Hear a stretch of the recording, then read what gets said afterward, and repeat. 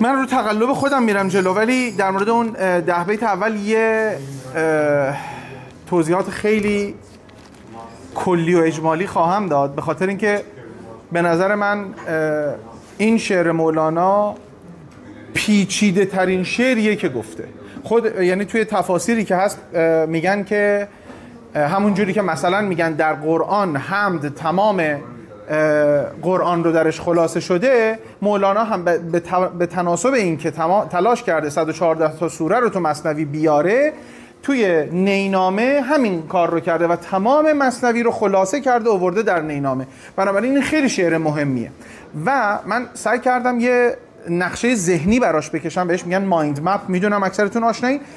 اینقدر خطوط تو هم دیگه رفت از این بیت به اون بیت که اصلا معلوم نبود چه جوریه. یعنی بعد مثلا به اندازه یه آ0 پرینت میکردی تا این ارتباطات بین ابیات رو میدیدی، واسه همین فعلا بیخیالش شد.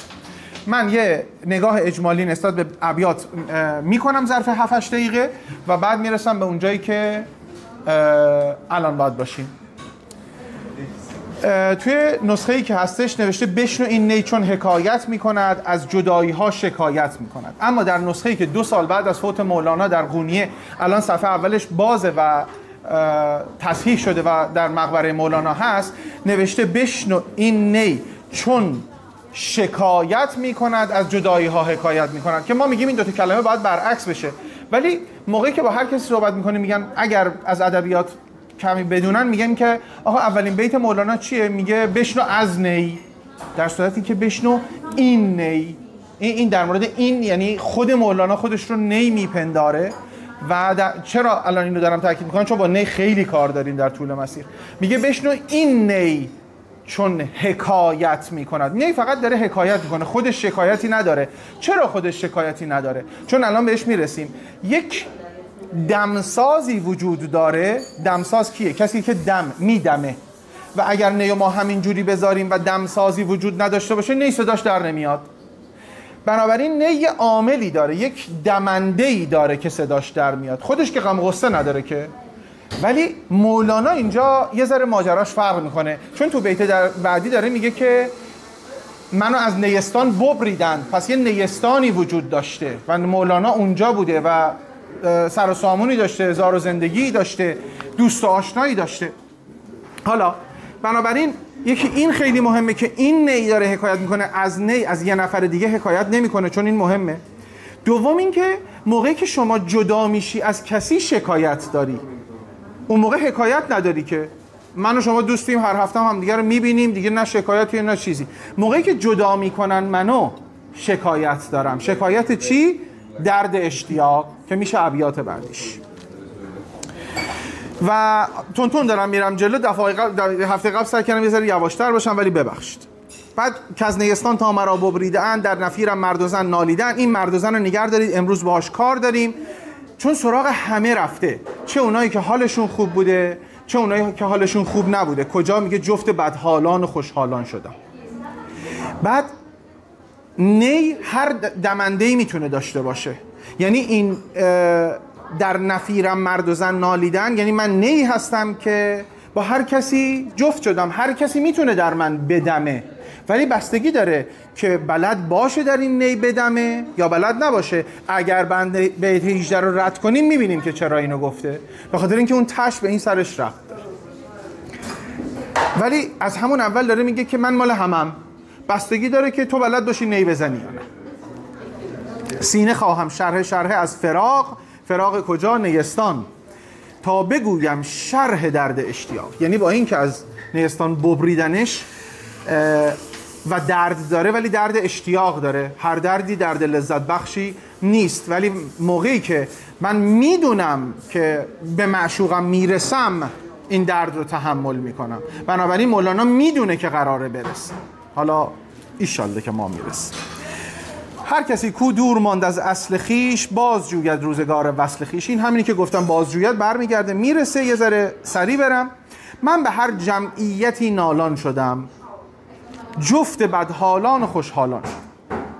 این به هر جمعیتی نالان شدم یعنی اینکه هر کسی منو دستش گرفت و نواخت، خوند، زد، نواخت اینو. حالا یه سریشون بدحال بودن، اونایی که درد اشتیاق ندارن، یه سریشون خوشحالن چون درد اشتیاق دارن، چون میدونن که بالاخره میرسه. هر کسی از ظن خود شد یار من، از درون من نجست اسرار من. که هر کسی، اینجا رو دو شاخش کردیم خیلی سریع، این که خب اینو ما همیشه به عنوان ضرب المثل میگیم، تو هرچی برداشتت از منه خب برداشت خودته، من شاید یه چیز دیگه باشم. میگه از درون من نجست اسرار من، یعنی پی نبرد به اسرار من، اوکی، ولی نجست هم میشه اینجا رو خوند، یعنی من دهنم با بستم، حرف نزدم. چرا من میگم نجست اینجا میشینه حتی اگر او گذاشته باشن اون بالا؟ به خاطر مصرع آخر که الان چی بود اسمش؟ هلیا خوند. بیت آخر میگه پس سخن کوتاه و سلام، اصلا دیگه توضیح نمیده. حالا میبینیم چرا 18 بیت بعدن توضیحشو میدم. یعنی خیلی جاها مولانا به این مسئله اذعان میکنه که آقا ما نباید حرف بزنیم، بنابراین این نجست از اسرار من میتونه جزو اهداف مولانا باشه، کسی که عمیق‌تر بشه و بگه آقا نجست خیلی قشنگه ها ولی نجستم میشه. به نظر شما نجست بهتره یا نجست؟ من میگم نجست. مولانا همونجوری میگه من نگم، شما بیا ببین من چی میگم. چرا اینو میگم؟ به خاطر اینکه میگه سر من از ناله من دور نیست. منو که دارید مینوازید، من سرم تو نالم داره در میاد، لیک چشم و گوش را آن نور نیست. ولی به نظر من اگه بیت مثلا قبلش رو بخونید تو میگه هر کسی از ذهن خود شد یار من، از درون من نجست اسرار من. به نظر من میگه نجست، میگه هر کسی از چی میگن با هیچ کس از درون کسی خبر نداره. دقیقاً. ولی مولانا میخواد که این اتفاق بیفته. میدونین چرا؟ مجبورم بگم اونو. میگه عشق خواهد که این سخن بیرون بود. اینو آخرش میگم. جفتش میشه مسلماً، بستگی به تفسیر داره دیگه، و به نظر من قشنگی این شعر اینه که با یه او میشه که یه تفسیر متفاوت داشت و هیچ کدومو نمیتونیم بگیم این غلط اون درسته. ببین کدوم به دلت میشینه، این خیلی مهمه. من احساس میکنم با توجه حالا نه فقط به این شعر، به غزلیاتش، به خیلی از داستانهای دیگه‌ای که داره، به رازداری خیلی تاکید داره. به همینی که اینجا داره میگه آقا من نگم دست خوب حالان و بد حالان هستم، همه مینوازن اما هر کسی ظن خودش رو داره، من حرفی نمیزنم، شما خودت باید بفهمی من چی دارم میگم. حالا تن ز جان و جان ز تن مستور نه همون چی کجا بودم؟ سر من از ناله من دور نیست، لیک چشم و گوش را آن نور نیست. که اینجا خودش دوباره کلی صحبت کردیم، سریع ازش رد شیم. این داره میگه من دارم حرفمو میزنم، تو اگر بنوازی من ناله میکنم، من نیم که ناله میکنم، پس من چیز پنهانی ندارم، اما آن نوری که تو اون چشم و گوش باشه که دیگه فیزیکی نیست، به قول معروف اون چشم بصیرت، اون دید بصیرت رو میخواد، دیگه هر کسی اونو نداره، که یه ذره جلوتر هم در این زمینه دوباره صحبت خواهد کرد. تن ز جان و جان ز تن مستور نیست، لیک کس را دید جان دستور نیست. که ما اینجا هم دید جان رو صحبتشو کردیم، هم گفتم که این رو هم میشه یه جور دیگه خوندش، بگیم لیک کس را دید جان دستور نیست. یعنی اگر شما اون چشم و گوش که اون نور رو داره داشته باشی و جان رو ببینی، دیگه بهت حرجی نیست، دیگه کسی بهت دستور نمیده، دیگه در بند مثلا اون سیارات و اینجور چیزهایی که خیلی مولانا در کتاب‌ها ازش صحبت میکنه نخواهی بود اگر که جان را ببینی. و آتش است این بانگ نای و نیست باد، هر که این آتش ندارد چشم من کو نیست باد. چشم من کو ای داد، این رسما من توی یه جلسه دارم چشمو میزنم چشم، شما اولین نفرهایی هستید که میبینید. ضبطم بکنید. آره پشت تو لایو زده بودم ولی خب نه قشنگه، دوست دارم، میخواستم با کلاس باشه. خب این جمله، این بیت من خیلی دوست دارم به خاطر اون آتش است این بانگ نای و نیست باد. یعنی این بانگی که از این نای میاد بیرون، اون هوایی نیست که توش داره دمیده میشه، تبدیل میشه به آتش. یک پروسه بسیار پیچیده و عظیم کیمیاگری است. نه اون که خب الان من شما رو میبینم باید از این بالا نگاه کنم. کیمیاگری یه مبحث خیلی مفصلیه، دفعه قبل خیلی بیشتر در موردش صحبت کردیم. تبدیل کردن عناصر، نه عنصر فیزیکی مثلا روی یا سرب به طلا، این ظاهر قضیه بوده. تبدیل کردن اون جسم و روحی که باید پالایش بشه تا به طلای وجودی برسه. منظورش اینه که منی که نی هستم، اون دمسازی که 2 تا دمساز بعدن داریم، اون دمسازی که در من میدمه باعث میشه که آتش بیاد بیرون و ما بدون آتش نمیتونیم زندگی کنیم، چون تو کیمیاگری میگن روح آتش است. حالا میگه آتش است این بانگنا، یعنی صدایی که از من اومده، اون در من دمیده ولی تو از من صدا میشنوی، هوا نمیشنوی، صدای هوا نمیاد بیرون. میگه این بانگی که از نای میاد بیرون آتشه. آتش چیه؟ آتش روحه. پس تو روح من، که مولانا به روح میگه جان، تو جان مولانا رو داری میشنوی. احساسش هم باشه 100%. همش با همه دیگه. ما ترکیبی از جسم و احساس و ذهن و روحیم، همش با همه. بله بله بله بله بله بله بله بله. نیست باد یعنی اون هوای نیست. هر که این آتش ندارد نیست باد. حالا خیلی اینجا تفسیر میکنن که این داره لعنت میکنه، نیست باد، نبود باد، بمیری مثلا فلان، ولی اصلا این حرفو نمیزنه. اتفاقا داره میگه اگه تو این آتشه رو، این تبدیله رو، این کیمیاگریه رو نداشته باشی نیست میشی. ما کی باشیم تو رو نیست کنیم. تو اگر این آتش رو تبدیل نکنی، اگر نتونی این انگشتار، اون داره میدمه، اون دمساز داره میدمه، تو اگر یاد نگیری با این انگشتا این دم رو به تبدیل به آتش بکنی، خودت نیست میشی اصلا. خیلی جاها به این نیست شدن اشاره میکنه و 2 مدل نیست شدن داریم، جاش اینجا نیست. یکی نیست شدن تموم شد خداحافظ، یکی نیست شدن عدمه که عطار توی اون به قول معروف شهر آخرش داره صحبت میکنه که ایشالا یه روز میریم سراغ عطار. من چشم ما بزن، خوشم میاد، خوشگل میشه، 4K میشه اینو میزنم. آتش عشق است کاندر نی فتاد. این همون آتش است که توی نی چی بود؟ خودش اول گفت منم. جوشش عشق است کاندر می فتاد. نی حریف هر که از یاری برید، پرده هایش پرده های ما درید. یه نکته خیلی جالب و جذابی که اینجا هست، یکی کلمه حریفه که ما معمولا از حریف برای یه کسی که خارجیش هلندیش میشه تیخنستاندر، نه حریف، اینجوری مثلا در نظر میگیریم که باهاش داریم میجنگیم، در صورتی که حریف یه معنی خیلی قشنگی داره، یعنی محبوب. معنی عشق و محبوب هم میده که خیلی استفاده نمیشه و ادبیات زمان مولانا بسیار متفاوت بوده. کلماتی که استفاده میکردن، جملاتی که استفاده میکردن با زمانی که ما داریم. ما خیلی از کلمات برامون تک معنی شدن، مثل حریف. حریف اینجا خیلی معنی 2 پهلویی داره. در مورد اون قسمتی که میگه پرده هایش پرده های ما درید، ما تازه داریم میرسیم به اونجایی که بودیم. این پرده ها چون در اواخرش که ایشالله امروز برسیم من میخوام یه اشاره بهش بکنم، اون پرده ای رو به نظر من داره میگه که برای اون خوشدلانه و جلوی چشم اینا رو گرفته و نمیذاره حقیقت رو ببینن. اون بهش میگن حجاب، بهش میگن ویل، چاه ویل نه، ویل انگلیسی.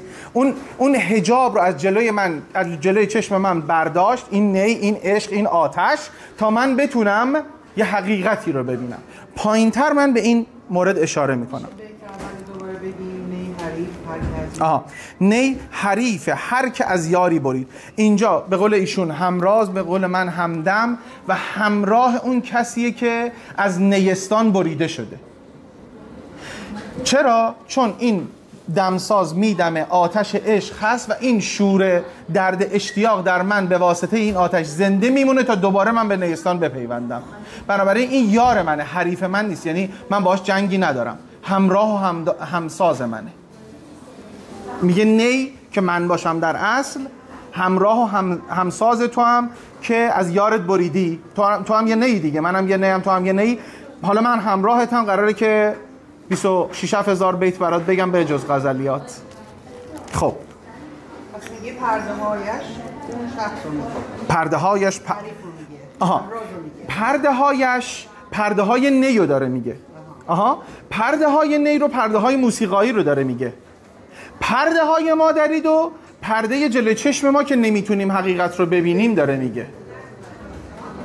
قشنگ شد، خیلی قشنگ.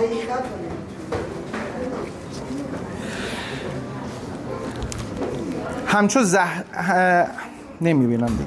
همچو نی زهری و تریاقی که دید، همچو نی دمساز و مشتاقی که دید.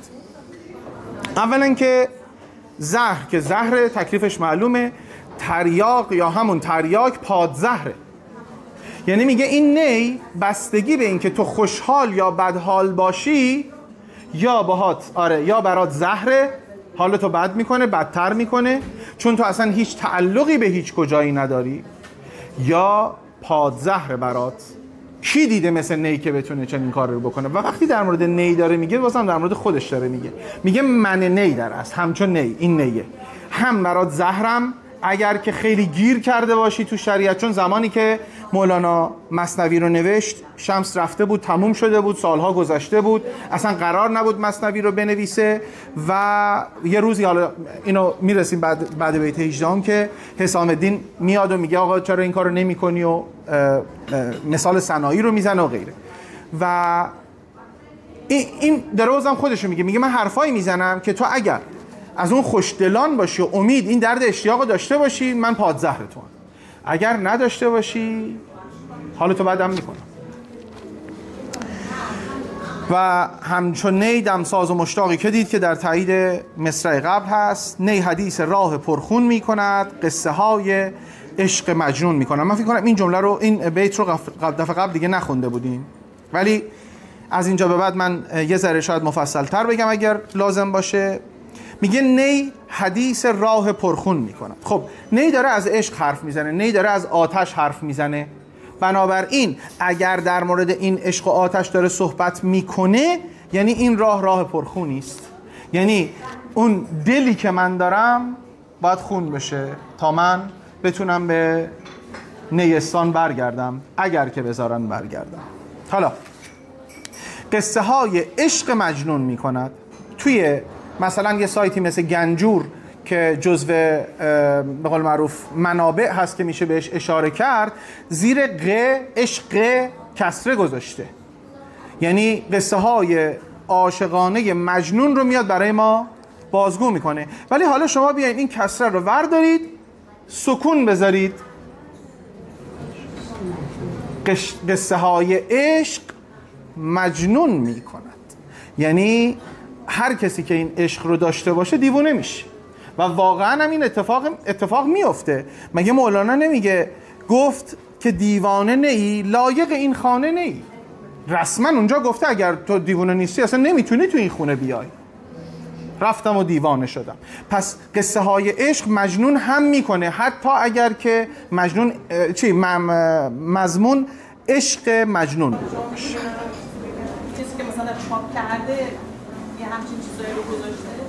ببینید چون حالا من کپی پیست کردم از سایت گنجور که بخوام اینو طراحی بکنم. گنجور یکی از منابع معتبر اشعار فارسی است، به خاطر اینکه پایین هر شعر صفحات اسکن شده کتاب‌هایی که این شعر از اونجا اومده رو هم گذاشته. بعد اشخاص خیلی زیادی ممکنه کامنت گذاشته باشن، توصیف کرده باشن، خیلی جاها غلط تایپی داشته، خیلی جاها غلط نوشتاری داشته، آدما بهش گفتن. این اعراب گذاری هم جزو پروژه های، چون یه دونه شعر دو تا شعر که نیست که، از تمام شاعرای فارسی تقریبا و شاید واقعا به میلیون ها بیت برسه. یکی از پروژه های بزرگی که فکر میکنم دولت ایران هم سرمایه گذاری کرد روش، اعراب گذاری اشعار بود، برای اینکه ماهایی که نمیدونیم چجوری بخونیمش. ممکنه حرفی که من میزنم برای شما دلپذیر نباشه، عذرخواهی میکنم، ولی من هرچی بگه نمیگم چشم. اوکی، اون آدمه خواسته اینو بخونه، چون اون آدمی که مولانا نبوده، اون شخص با تمام دانشی که داشته، 120 دکترای ادبیات داشته، خواسته بگه عشق مجنون، ولی من میخوام بگم عشق مجنون. تو اصلا اینجا نشستیم برای اینکه من فکر می‌کنم هدف این باشه. یه جور دیگه هم میشه نگاه کرد. جلسه قبل بودین شما؟ جلسه قبل تشریف داشتید. خب من اول جلسه قبل گفتم اصلا معنیش این نیست که من درست میگم. اتفاقا همین بحث شاید که نه 100% خیلی قشنگه. اصلا من نمیگم که من مولانا شناسم، اینا رو مجبورم بگم دوباره ببخشید. من مولانا شناس نیستم، من عاشق مولانا ام، فقط من هر روز مولانا میخونم. من اگر نامجو مولانا بخونه گریه میکنم و من با مولانا زندگی میکنم. نه مولانا میشناسم، آره همه فیلماشو دیدیم، کتابا رو هم خوندیم، اما احساس کردم که اولا هلند که من توی زندگی میکنم بد نیست که یک جمع اینچنینی داشته باشه که به واسطه مولانا، که اگه همه ایران هم بذاریم کنار بگیم این یه دونه اون سر واسطاده، به واسطه مولانا میتونیم با هم دیگه صحبت بکنیم و اینکه یه جور دیگه ببینیم. همین مثلا ببخشید من نمیگم شما اینو گفتید، دارم میگم مثلا من میگم بچه‌ها، ببخشید بازم میگم بچه‌ها، باید عذرخواهی کنم، مثلا اینجا میشه ساکنم باشه ها. همین این معنیش این نیست که من درست میگم، معنیش این که یه زاویه دید دیگه‌ای هم تو این دنیا وجود داره.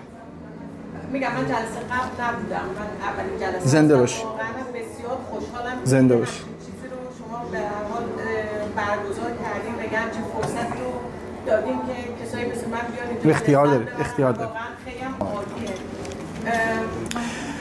محرم این هوش جز بیهوش نیست، مر زبان را مشتری جز گوش نیست.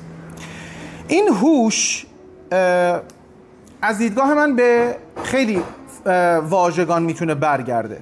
هوش معنی آگاهی میتونه بده، معنی اون نوری که اون چشم و گوش نداشتن میتونه بده، میگه لیک چشم و گوش را آن نور نیست، اون هوشه رو نداره. معنی اون ناله‌ای که میگه سر من از ناله‌ام دور نیست میتونه بده. میگه محرم این هوش، اون سری که تو ناله منه، جز بیهوش نیست. بیهوش که میتونه دیوونه باشه.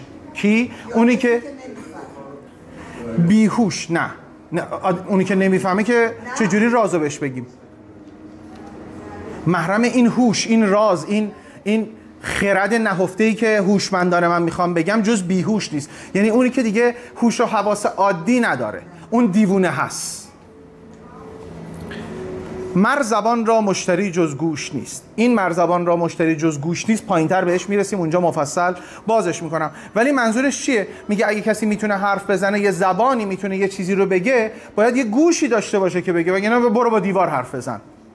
باید یکی باشه که بشنوه و بفهمه که تو چی میگی که اون زبان حرف بزنه. در غم ما روزها بیگاه شد، روزها با سوزها همراه شد. به نظر من این بیت عجیب غریبیه، با اینکه به ظاهر نیست. روزها بیگاه شد یعنی بیگاه شدن، سپری شدن معنی میده، شب تار شدن هم معنی میده. یعنی در غم ما، یعنی موقعی که ما غمگین بودیم یه معنیشه، در غم ما غمگین بودیم، روزها شب تارمون شد. خب خیلی هم قشنگه، این معنی رو میده. روزها با سوزها همراه شد. چی میسوزونه دقیقاً؟ آتش. آتش کجا بود؟ اون چیزی بود که اگر نداشتی نیست باد، اگر داشتی صدای نی در می اومد. پس تمام روزش داره با این سوزی که از اون آتش عشق میاد میسوزه. ولی اون قسمت اولش که به نظر من یه جور دیگه هم میشه فهمش کرد، در غم ما یعنی نه اینکه چون ما غمگینیم، چون ما هستیم یه غمی وجود داره. یعنی یه ذره سخت واسه گفتم، در غم ما روزها بیگاه شد، یعنی به خاطر اون درد اشتیاقی و فراقی که ما داریم، روزها به خاطر اون بیگاه شده. یعنی روزها انگار خودشون یه موجودیت جدایی هن که دارن میبینن این آدمه رو و به حال این به هم میریزن، شب و روزشون با هم یکی میشه. میخوای اینقدر پیشیده نکنم کارو؟ نه خوبه. و این سوزها به اون آتش بر میگرده، به اون راه پرخون بر میگرده و همه اونا میتونه به اون پرده دریدن میتونه برگرده. هر که جز ماهی ز آبش سیر شد، هر که جز ماهی ز آبش سیر شد، هر که بیروزی است. کجا؟ ببخشید جا افتاد. جا افتاد. نه جا افتاد. باشه میگم بابا. روزها گر رفت گو رو، روزها گر رفت گو باک نیست. بگو برو. گو روزها گر رفت گو باک نیست. تو بمان ای آنکه چون تو پاک نیست. کی جز تو پاک نیست؟ آتش عشق. تموم شد، هیچ کی دیگه نیست. یعنی فقط به عشق میگه تو بمون. ما از کجا میدونیم اینو؟ چند تا بیت پایینتر میفهمیم. تو رو خدا دووم بیارین، وگرنه دفعه بعد دوباره از اول تا اینجا بیام. این در واقع گور هستش، نه گور. گورو. آره گورو. بگو آره. من گو انگلیسی گفتم، ببخشید. گورو. آره گورو. آره ببخشید. روزها گر رفت گورو باک نیست. تو بمان ای آنکه جز تو چون تو پاک نیست. روزها که خب اون همون روزهایی که در سوز و گداز هستن، مسلما عمر ما هست که دارن میرن، همینجوری دارن میرن. میگه برو بابا، اصلا ترسی ندارم از اینکه تو سپری بشی، مسلما چون بیگاه شدی و اصلا به هم ریختی.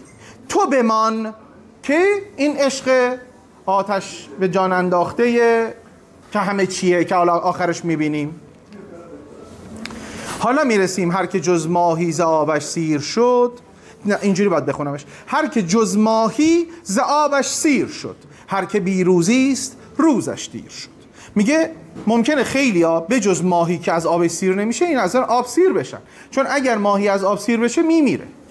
مصداق بارز یک عاشقی است که هیچ وقت از عشقش، از اون آتش، از اون درد اشتیاق، همه اینا رو باید بذارین جلو هم دیگه، سیر نمیشه. یعنی ما این که منو از نیستان ببریدند و دارم درد میکشم، در نفیر مرد و زن نالیده اند، اما من سیر نمیشم، چون ای عشقی که من جز تو پاک نیست و فقط میخوام تو بمونی، من از تو سیر نمیشم. هر که بی روزی است روزش دیر شد. این روزیه به نظر من اینجا میتونه معنی بدون عشق بودن بده، که اونی که نداره نیست باد. اگه این آتش رو نداره نیست باد، این روزیه رو نداره، این به هم ریختن روزاشو نداره، این عشق رو نداره، روزیشم دیر میشه، چیزی دستش رو نمیگیره. در اصل اینجا اون آب میشه مایه حیات و بقا که میشه عشق در اصل. در نیابد حال پخته هیچ خام، پس سخن کوتاه باید و سلام. خب خیلی واضحه که آقا من طی این پروسه‌ای که براتون، من مولانا طی این پروسه‌ای که براتون تو این 17 بیت گذشته گفتم پخته شدم، و اگر که تو خامی هرچی هم بگم تو نمیفهمی، پس سخن کوتاه باید و سلام. این شعر رو برای خودش مینویسه، تا میکنه میذاره پر شالش تا حسام الدین رو میبینه دیگه. حالا من سالانه یه بار ما هر سال میریم قونیه با بچه ها که میگن معمولا 60-70 نفری، و میریم خدمت جناب مولانا و شمس و اینا. یه ماجرایی داریم اونجا، بهمون خوش میگذره.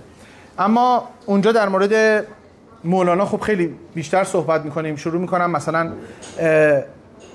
پازل های زندگی مولانا رو از زمانی که با پدرش و اون قافله شطور راه افتادن اومدن و چی شد و عطار کی بود و کجا بود و اینا صحبت میکنیم تا برسه به الانی که ما اینجاییم. خب حسام الدین کی و اینا دیگه بماند، خودتون میدونید. شاید یه روز اصلا در اون زمینه یه روز اصلا شعر نخوندیم نشستیم اونو صحبت کردیم. ولی خب حسام الدین چلبی خودش آدم بزرگی بوده. امسال هم میریم قونیه؟ هر سال میریم. یه هفته بعد از شب عروس. آبا از آسیاب افتاده باش. خیلی شلوغه قبلش. آها شما میشه بعدش صحبت کنیم. آره. آخر چشم توضیح میدم. حسام الدین خود شخصیت بزرگی بوده. حسام الدین چند 10 بار، عددش دقیق یادم نیست، که مولانا شعرش رو به نام حسام الدین به حسام الدین تقدیم کرده، پادشاه بهش میگه. خیلی شخصیت بوده. برای اولین منبری که حسام الدین میره، سجاده حسام الدین رو خود مولانا به دوش میذاره و به مسجد میبره. حسام الدین یه دونه آدم اون بغل میرزا بنویس نبوده. خانواده حسام الدین واسه خودشون برو بیایی داشتن و اینا بماند، که میاد به مولانا میگه که چرا یه چیزی نمی نویسی بمونه، مثل سنایی مثلا حدیقة الحدائق فکر میکنم که سنایی نوشته بوده، یه چیزی شبیه مثنویه، که مولانا خوشحال میشه انگاری که مثلا حسام الدین چنین چیزی رو بهش میگه، دست میکنه پر شالشو. حالا اینا دیگه داستانیه که ما داریم میگیم و این 18 بیت رو در میاره، میگه من شروع کردم، از اینجا به بعدش رو تو بنویس. که حالا به دلایل مختلف که گویا یکیش هم فوت کردن زن حسام الدین بوده. حسام الدین برای مدتی دیگه خیلی در دسترس نبوده، خیلی دل به کار نمیداده، خیلی همراه نبوده و بعد از اینکه میان دوباره شروع میکنه به گفتن و سرودن و نوشتن که حسام الدین مابقی رو تا حدود خیلی زیادی مثنوی رو مینویسه ظرف 10 سال، که اینجا به بعد از بیت 18 هم به بعد گویا خود بیت 18 هم رو که با خود حسام الدین داره صحبت میکنه، یه مقدار لحن ماجرا کلا عوض شده، اصلا انگار که یهو قطع شده رفته یه بخش دیگه ولی به هم مرتبطه کماکان. به ویژه بیت 18 هم یا 19 هم در اصل که میگه چون اگه قرار بود که ادامه پیدا بکنه پس سخن کوتاه باید والسلام باید ته ماجرا بود. شما گفتی والسلام تموم شد 18 بیت، اما یهو میگه بند بکسل باش آزاده ای پسر، چند باشی بند سیم و بند زر. که همین داستانی که براتون گفتم و در اصل میگن که این بیت رو داره به حسام الدین میگه که میگه اینقدر درگیر حالا دنیا نباش، درگیر حالا قاعدتا سیم و زر بیشتر مادیات دنیاست. حسام الدین مسلما این چنین نبوده، گویا که حتی در یه برهه‌ای تمام زار و زندگی و کاسه بشقابش هم فروخته بوده، خرج مولانا کرده بوده که بتونه به کارش ادامه بده. حالا گر بریزی بحر را در کوزه ای چند گنجد. چند گنجد قسمت یک روزه ای، خیلی ظاهرا بدیهیه، اشاره به جهان مادی داره که تمومی نداره. میگه یه دریا رو اگر در یک کوزه بریزی که اون کوزه ظرف ما باشه، چون در عرفان داریم که معمولا به ویژه عرفان کابالا یا یهود همیشه انسان رو یه اصطلاحاً وسل میدونه، یه کوزه میدونه که این کوزه سایز داره. یه کوزه با یه لیوان پر میشه، یه کوزه هیچ وقت پر نمیشه. و اینجا داره میگه چقدر از این بحر، از این دریای بیکران میخوای بریزی تو این کوزه؟ یه قسمت خیلی کمی رو میشه، بقیهش سرریز میشه، چیزی برات نمیمونه. قسمت یک روزه‌ای. کوزه چشم حریصان پر نشد، تا صدف قانع نشد پردر نشد.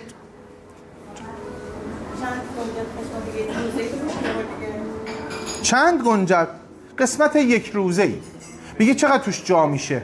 یه ذره دیگه، یه روز کوزه آب داشته باشه، 2 روز آب داشته باشه.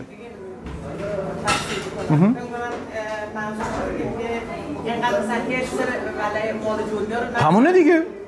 بیت قبلیش آره دیگه، درسته. آره. چقدر مگه میتونی جمع کنی؟ چقدر میتونی زنده باشی؟ آره. دقیقاً. بله. اینجا همون رو ادامه داره میده. کوزه چشم حریصان پر نشد، یعنی اون حریصه هیچ وقت بس نمیکنه به این مالندوزیه، به دنیا نگریستن، این دنیای فیزیکی رو فقط توجه کردن. تا صدف قانع نشد پردر نشد. قاعدتا میگن زمان، حالا یه بحث علمی داره چجوری مروارید تولید میشه، یه بحث چی بهش میگن خرافی نمیگن، مثلا تجربی طور داره، داستان طور داره که میگن بارانی که در اردیبهشت میباریده و قطرات اون باعث میشده که صدف مروارید تولید بکنه. ولی حالا بارانی که در اردیبهشت میباره ممکنه حاوی ذرات خیلی کمی از غبار باشه. مروارید در اصل موقعی در صدف تولید میشه که یه دونه شن یا یک گرد اضافی وارد صدف بشه، اون پوسته رو دور این میتنه، حالا هرچی درست میکنه که از خودش محافظت بکنه. یعنی یه جور وسیله دفاعیه.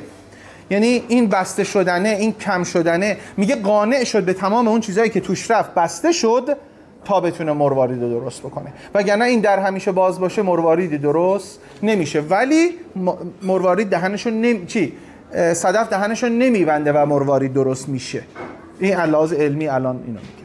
ولی به خاطر اون دونه های شن اضافه ایه که میره اون تو. بگذاریم. هر که را درست دارم میخونم دیگه، بله. هر که را جامه ز عشقی چاک شد، او ز حرص و عیب کلی پاک شد. میگه اگر تو از این عشقی که کلا تو این 20 بیت گذشته در موردش صحبت کردیم جامه دریدی، اگر به اون عشق رسیدی، این حرصی که الان در موردش صحبت کردیم و هر عیبی که داری کلی پاک میشی. چرا؟ چون آتش میسوزاند. چون آتش اولین عنصر خلقت است که عامل پاکسازی است. چون آتش اول خاکستر میکند تا اگر شاید سیمرغی به پا خیزد. بنابراین آتش کار خودشو میکنه، پس تو پاک میشی. من ترجمه در واقع فلسفی اون بیت قبلی رو دوست کردم یه مقداری از شما. بذاریم آخرش صحبت کنیم با هم.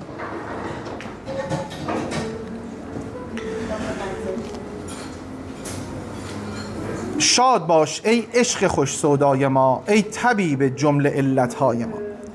یه چیز جالبی که من همین الان یهو به ذهنم رسید وقتی بیت قبل رو داشتم میخوندم، اون حرص و عیب که توی بیت قبل مصرع دومش داره میگه با این علتهای ما یکیه.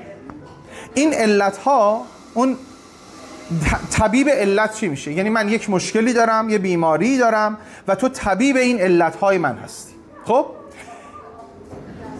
اون عشقه که جامه دریده شده باهاش و آتشه که باعث شده از عیب کلی پاک بشه، اینجا شده طبیب جمله علتها. پس این همونو داره میگه. حالا ولی مصرع اولش یه چیز جالب داره میگه. اولا که خوش سودا به معنی پدید آورنده خیالات خوش. من خیلی ساده میتونم الان بگم پدید آورنده خیالات خوش یعنی این و ردشم برم، اما رد نمیشم برم، احساس میکنم خیانت میکنم. کل جهان در خیال خداونده و این رو مولانا در اشعارش میگه، بعداً در موردش صحبت میکنه. این در خیال خدا، یعنی یک عبارتی هست از اصول هفتگانه هرمس که اولینش میگه all is mind، همه چیز ذهن است و اینو شرح میده و بس میده و مفصل ما اینو در اشعار مولانا مفصل داریمش. خیلی جاها به این مسئله اشاره میکنه که در ادبیات عرفانی و حالا در مسیر مولانا یا حتی در تصوف بهش عقل کل یا عقل اول هم میگن.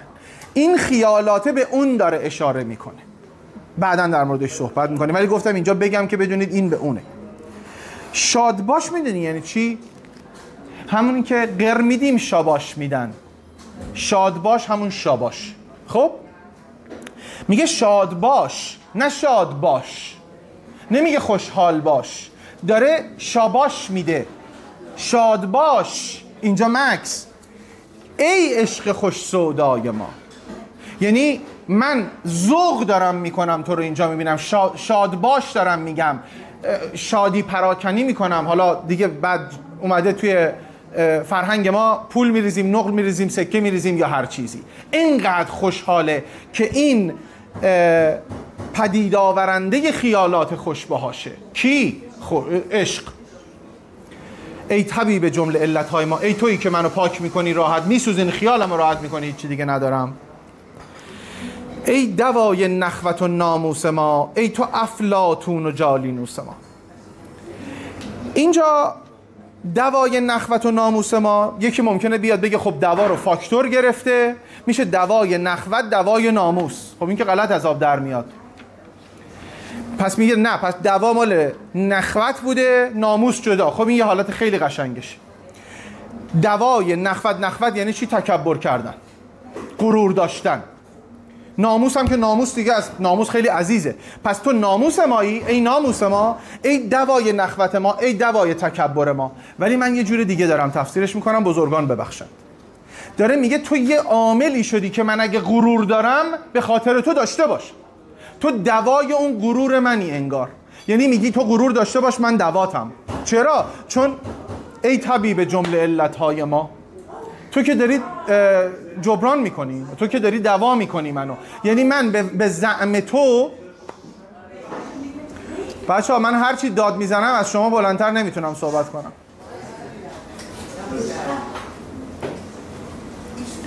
ببخشید من این صدام بردم بالاتر ولی نشد. یعنی میگه من نخوت رو دارم، من تکبر رو دارم، من غرور رو دارم و تو دواشی، و به خاطر اینکه تو دواشی، مثلا میگم من بازم میتونم بمونم، منی که میدونم که توی عشق همه رو پاک میکنی و ناموس منی و ای تو افلاطون و جالینوس ما. خب خیلی ممکنه بگن خب این دوتا پزشک بودن، دوتا دانشمند بودن، اینجا اسمشون رو برده، در صورتی که بسیار بسیار هدفمند اسم این دوتا رو برده. جالینوس پزشک بوده رسما، خب اما افلاطون، حالا جفتشون اصطلاحاً پلیمت بودن، به فارسی میشه همه چیزدان، اما افلاطون رو به عنوان یک معلم معنوی اینجا میاره و جالینوس رو به عنوان یک کسی که به جسم تو میتونه برسه. یعنی میگه افلاطون میاد به داد روحم میرسه، جالینوس میاد به داد جسم من میرسه و این دوتا رو هم جمع میکنم میشه تو.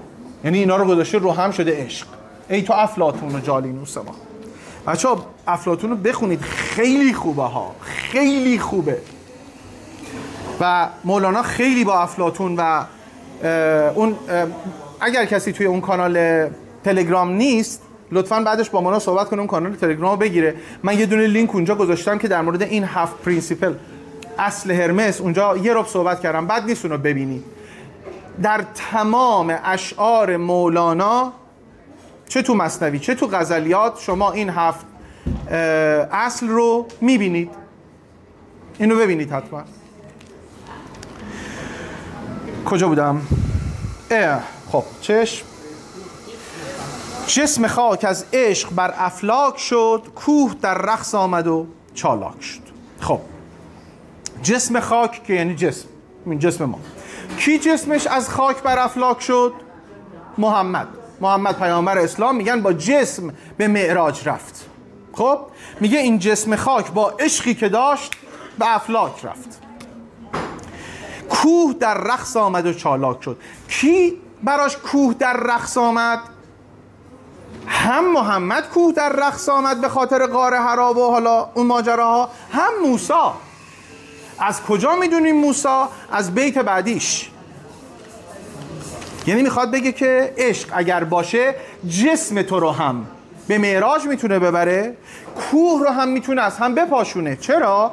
به دلیل اینکه عشق جان تور آمد عاشقا، تور مست و خرموسا سائقا. این 3 تا کلمه آخر انتهای، یعنی اواسط، انتها هم نیست، اواسط آیه 143 سوره اعراف هست که موسی با دار و دست پا میشه میره بالای کوه، میگه خدایا میخوام ببینمت. میگه تو مال این حرفا نیستی که، اگر تونستی اون کوه رو ببینی و دووم بیاری میتونی منو ببینی. و اون کوه متلاشی میشه، موسی از نورش و اینا بیهوش میشه. وقتی به هوش میاد میگه اوکی ما ایمان آوردیم، تسلیم، هر چی تو بگی. اینجا این خر موسی سائقا داره میگه و موسی مدهوش بر زمین افتاد. این اون تیکه رو داره میگه. پس توی بیت قبلش که داره میگه کوه در رقص آمد و چالاک شد، کوه که چالاک نیست، کوه ثابت رو زمینه. کوه چجوری میتونه چالاک بشه؟ به واسطه عشق خداوند.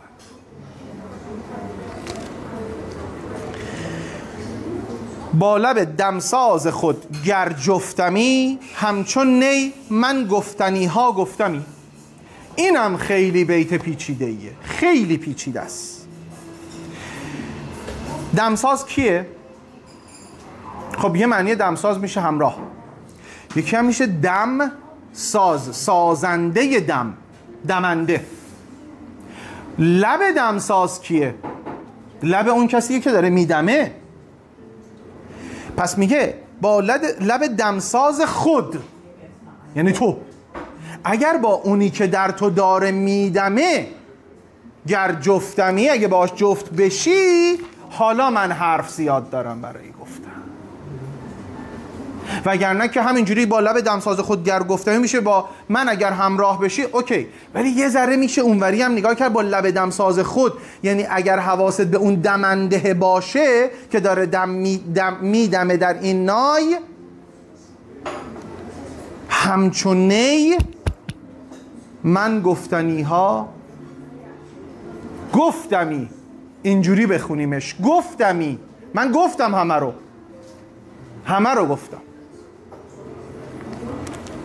یعنی همون جایی که برمیگرده که میگه لیک کس را لیک چشم و گوش را آن نور نیست. همون جایی که برمیگرده میگه سر من از ناله من دور نیست، این تموم شده، یعنی این حرف زده. بنابراین این چنین من گفتنی ها گفتمی، باز برمیگرده به اون رازهای نهان و اونی که میگه که از درون من نجست اسرار من یا نجست اسرار من، همه اینا میتونه به هم مرتبط باشه. هر که او از همزبانی شد جدا، بی زبان شد گرچه دارد صد نوا.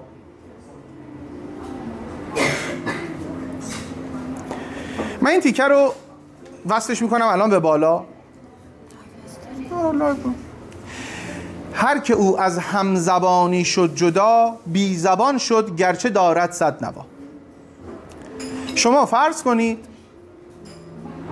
فرض چرا بکنید، ببینید دقیقاً، مسلما شاید خیلیاتون قونیه رفته باشید و همونجا از قدیمی ترین نسخ مثنوی بازه و اهل تصوف ترکا خیلی زیاد میان برای احترام گذاشتن و از جلوی این رد میشن و میرن. چرا؟ به خاطر همین یه بیت، بی زبان شد گرچه دارد صد نوا. مولانا صد نوا که هیچی، میلیون ها میلیون نوا داره، ولی چه اتفاقی افتاد؟ هر که او از همزبانی شد جدا، همزبانش نیستن، بنابراین از جلوی کتابش به سادگی عبور میکنن، چون یک کلمش هم نمیتونن بخونن. حالا چی داره میگه؟ میگه اگر من مولانا از همزبانم دور، الان منظورم ترکا نیستن ها، از هر همزبانی، کسی که زبون منو نفهمه، نشده تا حالا با یه فارسی زبون شما صحبت کنی بگی نمیفهمی من چی میگم، نمیفهمه دیگه، اصلا تو یه دنیای دیگه است. این اون همزبانو داره میگه، منظور الزاما فارسی و انگلیسی و فلان نیست. میگه اگر از این همزبان جدا بیفتیم، هر چقدر که نوا داشته باشیم و صدامون قشنگ باشه، نی قشنگی به نوازیم که آقا مولانا داره همین کارو میکنه، چه فایده داره؟ یعنی گوش شنوا میخواد تا این بتونه اون رازها رو بگه. چون که گل رفت و گلستان درگذشت، نشنوی زان پس ز بلبل سرگذشت. من فکر میکنم که اینجا مستقیما داره به شمس اشاره میکنه. بلبل رفته دیگه، هم از سرگذشتش خبری نیست. گلستان تموم شد دیگه، مولانا مونده و خودش. میگه گل رفت، گلستان تموم شد، بلبل هزار دستان که هزاران نغمه هم میتونه داشته باشه و واقعا از لحاظ علمی ثبت شده که بالای 500 مدل نغمه بلبل میتونه بسرایه در عمرش که تکراری نیست. یعنی وقتی میگن بلبل هزار دستان، بیراه نگفتن، میگه آقا اینا رفت دیگه، گذشت، نشنوی زان پس ز بلبل سرگذشت. هم داره یه دونه به نعل میزنه، یه دونه به میخ. میگه حواست باشه منم برم گلستان تموم بشه دیگه نمیشنوی از این حرفها. و اون بی زبان شد گرچه دارد صد نوا، بلبل صد نوا رو داره، ولی اگر تو بلد نباشی بهش گوش کنی چه فایده؟ بلبل بخونه. یه چیز جالبی هست، خیلی وقتا شما ممکنه که ببینی که مثلا پرنده ها دارن، یه جایی باشی ببینی پرنده ها دارن میخونن و دو نفر آدم بگه اه چقدر اینجا سر و صداست، و ببینید یه جای دیگه داره پرنده ها میخونن، یهو هم بگن گوش کن، این همزبون اون پرنده هست. و یه چیز جالب علمی، میدونید چرا پرنده ها 4:30-5 صبح میخونن؟ چون فرکانس صداشون باعث بیدار شدن طبیعت میشه. بگذاریم. آخ آخ آخ آخ، این برمیگرده اول ماجرا. میگه جمله معشوق است و عاشق پرده ای. اون اول ماجرا، جمله معشوق است و عاشق پرده ای، زنده معشوق است و عاشق مرده ای. یادت اون اول گفتم همه چیز عشق است و هیچ چیز جز عشق نیست. عاشق که مرده، پس همه چیز عشق است.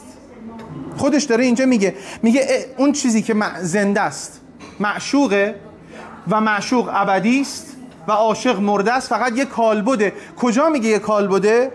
اون بالا یه چیزی داشتیم میگفتش که اگر بیتشو پیدا کنم الان پیدا نمی کنم، یکی از این ابیات بود که دقیقاً داشت به این ماجرا اشاره میکرد. الان یادم بیاد میگم کدومه.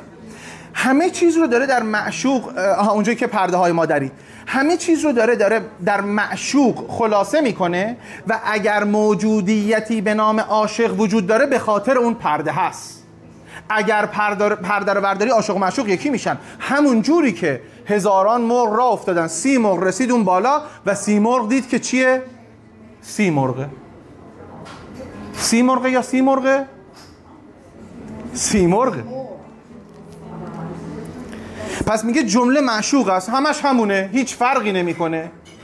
عاشق پرده ای، یعنی اون پرده ها رو که در موردش صحبت میکنیم که اونجا قرار بود که پرده هاش بدره، بعدن آتش سوزوندش، یعنی این خودشون پرده است. حافظ چی میگه؟ تو خود حجاب خودی حافظ، از میان برخیز. یعنی باز دوباره الان 3 تا چیز نبود که خب اونجا معشوق، این پرده است، من عاشق. نه خیر، من پردم، من که خودمو بردارم. اون فنایی که عطارم ازش صحبت میکنه حالا همش خود معشوق. تازه همش دیگه خود معشوق نیست، چون زمانی معشوق معنی پیدا میکنه که یه عاشقی وجود داشته باشه. همش خود عشق تموم میشه. خیلی فراتر از ایگو، ولی ایگو بخشیشه. وقتی من و تویی وجود داره ایگو وجود داره، مسلما. ایگو بد نیست ولی مال الان نیست.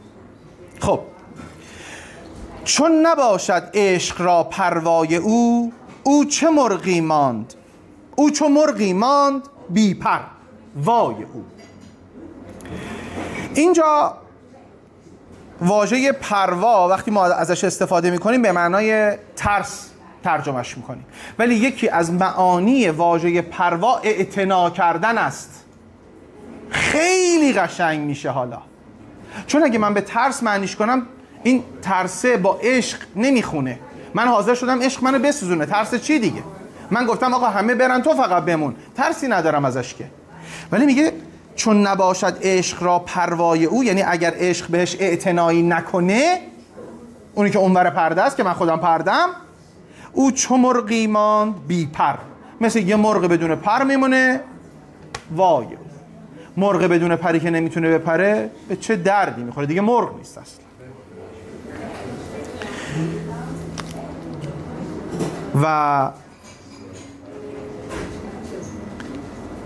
من چگونه هوش دارم پیش و پس، چون نباشد نور یارم پیش و پس. میگه من چجوری اصلا میتونم به هوش باشم، آگاه باشم. حالا آدم هوشیار میتونه راه بره، آدم هوشیار میتونه قدم برداره، زندگی بکنه. میگه اگر اون نور نباشه پیش و پس من چجوری میتونم قدم از قدم بردارم؟ من یه نوری میخوام که همون اول در مورد این نور که تو اون چشمانی صحبت کرد چی گفت؟ گفت لیک چشم و گوش را آن نور نیست. اون نوره رو اینجا میخواد، چون نباشد نور یارم پیش و پس. این نوره همون نور است.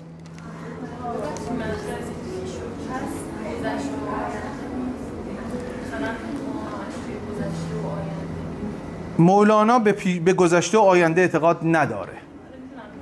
میشه ما مثلا میتونیم بگیم، ولی چون همه چیز اینجا و اکنون است و تو اشعارش مسلما خواهیم، حالا ممکنه ما نبینیم ولی شما بخونیم میرسی، میگه گذشته یک سراب فنا و همه چیز الان اینجا و اکنونه.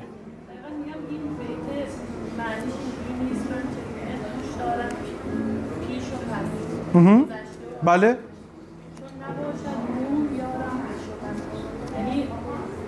آره بله. وقتی الانه من میتونم اطرافمو پیش و پسمو ببینم. حالا پسم من میتونه گذشته من باشه، قدم آخری که برداشته بودم، و پیشم رو ببینم که کجا دارم پامو میزنم. کجا بودم؟ خب عشق خواهد کین سخن بیرون بود، آینه غماز نبود چون بود. ماجرا داریم اینجا، اونم اینه که این عشق خواهد کین سخن بیرون بود 2 تا معنی میتونه داشته باشه. جا انداختم؟ ببخشید میرسم من اجازه بدید. میگه کین نه کین نه، عشق خواهد کین سخن بیرون بود. دو مدل میشه فهمیدش. کین سخن بیرون بود، هیچی نکن، بیرون بذارش بیرون، در موردش صحبت نکن. یه مدل هم هست میگه که بیرون بود، بندازش بیرون همه ببینن. به نظرتون کدومه؟ بیرون بنداز، بذار همه ببینن. عشق خواهد که همه ببینن این عشق است. عشق خواهد کین سخن بیرون، میگه عشق که میخواد این بیرون باشه، همه ببیننش. آینه غماز نبود چون بود. غماز دو تا معنی داره. یکی غمزه کننده است، ناز و اشوه. اما یه معنی که اینجا داره یعنی فاش کننده راز. آینه من وقتی جلوش وای میستم راز من رو داره به من نشون میده. من اگر نمیبینم مشکل منه. آینه همه چی رو داره به من نشون میده. آینه نمیگه خب اینجا رو نگاه نکن. آینه عین من رو داره به من نشون میده، من نگاه نمیکنم. ولی حالا چی میگه؟ میگه مگه میشه که آینه غماز نباشه، نشون دهنده همه چیز نباشه؟ وقتی آینه غماز است پس عشق هم میخواد همه چیز رو بیرون بریزه و همه چیز رو نشون بده. اما آینت دانی چرا غماز نیست؟ زان که زنگار از رخش ممتاز نیست.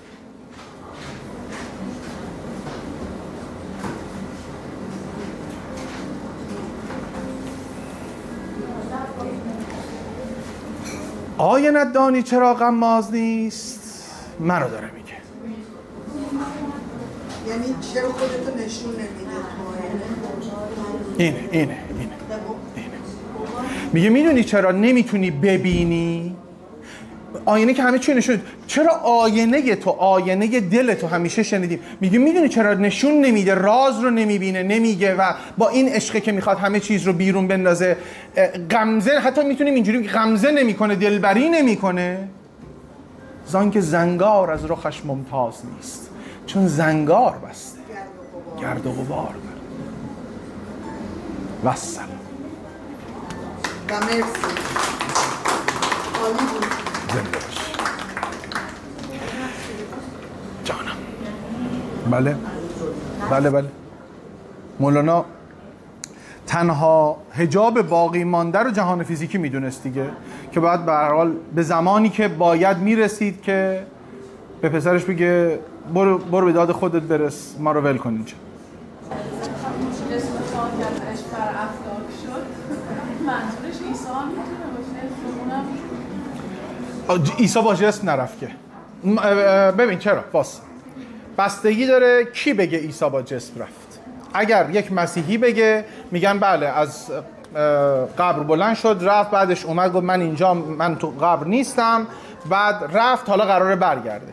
ولی ببخشید تو تاریخ این نیست. خب و با اینکه مولانا خیلی در مورد عیسی و موسی حرف میزنه، اینجا یا باید اشارش به محمد باشه یا به موسی. موسی که با جسم نرفته، موسی فقط رفته تو صحرای طووا، پس احتمال میدم که میتونه به محمد بوده باشه. چون این داستان خیلیه که یعنی خیلی مشهوره که محمد رفت با جسم به معراج. نه، چون عیسی به معراج نرفت، عیسی رفت پیش باباش از دیدگاه مسیحیت، که یه ذره داستان فرق.